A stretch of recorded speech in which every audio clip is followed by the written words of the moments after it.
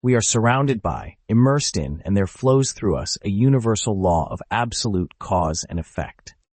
Our word itself is not creative, but it does use a creative power that reacts to it at the level of our own acceptance and inward realization. Consequently, we have an obligation to perform in speaking that word, but we do not make something happen as a result of speaking that word. This happens just as a plant will grow when we plant a seed. If we could remember that, then we could take away from ourselves the sense of obligation of having to compel something to happen. And at the same time, we would conform with the law, so it would have to happen. Our whole work is based on that supposition. If we will remember that, we will realize that one person could use this as well as another if they believed they could. This is exactly why it is said, "As thou hast believed, so be it done unto thee." What the belief does is not compel but permit the power. It does not coerce but uses it.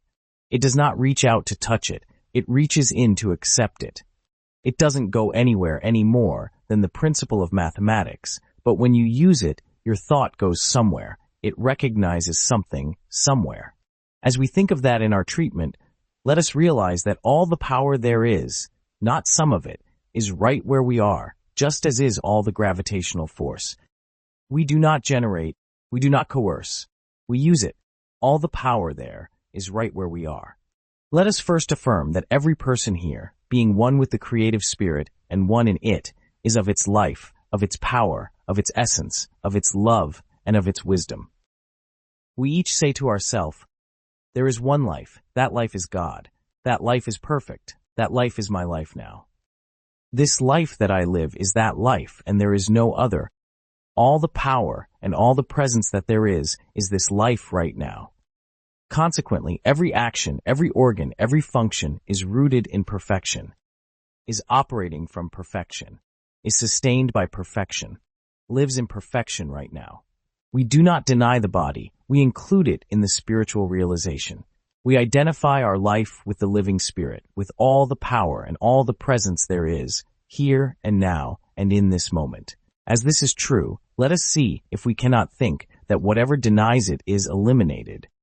Let's not try to eliminate anything, but say that whatever denies this is eliminated.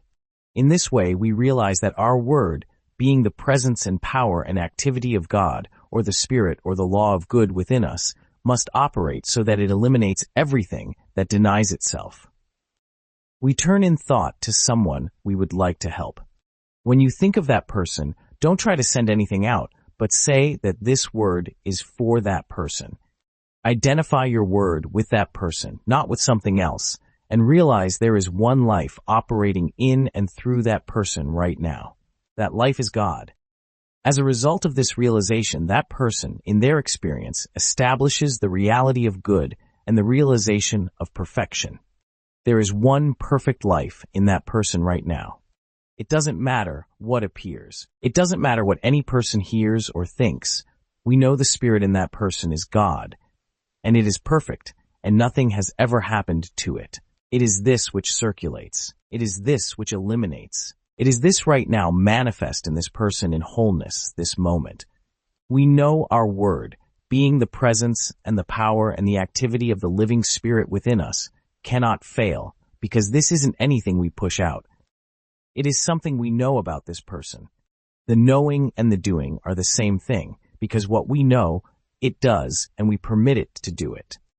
We can turn from that with complete confidence and without any fear or doubt. In the law of good, an intelligence is operating upon it and will continue until all is fulfilled. As we turn again to ourselves, let us realize that we are divinely guided. Let us affirm that the law of divine guidance operates in us, around us, and through us, now and at all times, always. We identify ourselves with everything that is good, with love and truth and wisdom and power, with success and happiness and fulfillment. If we have any particular problem, let us turn from the problem and say the answer already exists. I know the answer. The problem, in this sense, turns into its own answer. I accept the answer.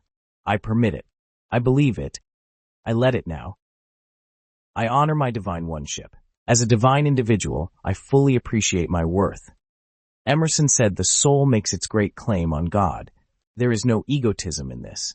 As I praise the God that potentially is within me, for everyone also is one, I open my mind to receive the greater good.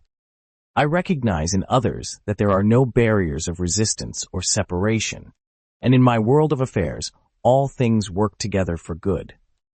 Everyone I contact is blessed, even as I am. I honor my own divine oneship now.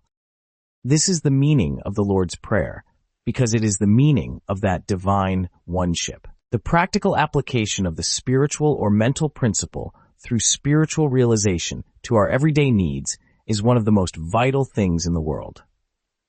Ernest Holmes,